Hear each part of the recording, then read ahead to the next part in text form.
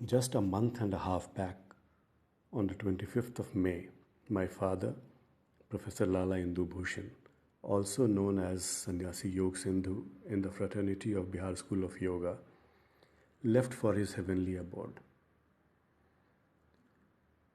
He was my idol, my source of strength.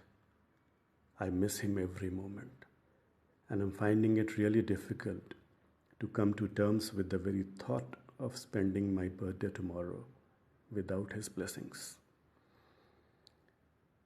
Even as words may not exactly represent my feelings, I have tried to write something, and very humbly am dedicating this epitaph to my ever-loving father. मेरे जन्मदिन पर जीवन में पहली बार नहीं मिल पाएगा पापा का आशीष और प्यार। कई बार जन्मदिन पर नहीं जा पाता था उनके पास, पर पहले नहीं हुआ था कभी इतनी पीड़ा का एहसास। काश कि हर जन्मदिन उनके साथ मनाया होता, उनकी खुशी की मोमबत्ती से केक को सजाया होता। वैसे तो उनकी मुस्कुराहट की रोशनी सदा साथ रहेगी, उनके प्यार की छाँव में काश कुछ और वक्त बिताया होता। दिल बैठने लगता है यह सोचकर कि अब कभी नहीं मिल पाऊंगा उनसे। उंगली पकड़कर चलने से बोलने लिखने तक हर कदम पर जीना सीखता रहा था जिनसे।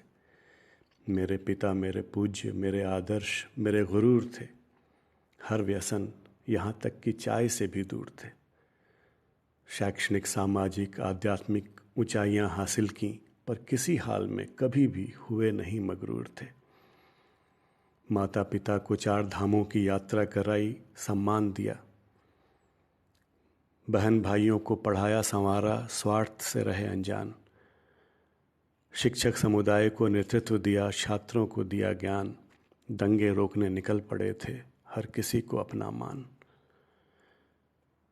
बनाए गए sectional president national science Congress के, विदेशों में भी अध्यक्ष रहे अंतर्राष्ट्रीय संगोष्ठियों के।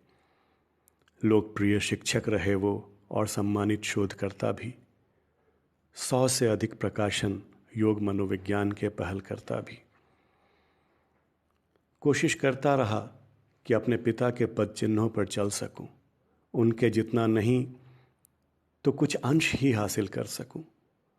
पारिवारिक, सामाजिक, शैक्षणिक दायित्वों के प्रति ईमानदार रहूं, अपने विलक्षण प्रतिभाशाली पिता का लायक पुत्र कहला सकूं। पर कुछ गतिरोधकों ने टोक दिया, कुछ षड्यंत्रों ने रोक दिया। उम्र लगा दी थी जिसे बनाने में, उस इज्जत पर कीचड़ फेंक दिया। पढ़ना पढ़ाना मेरा छूट गया, मैं भीतर से पूरा टूट गया।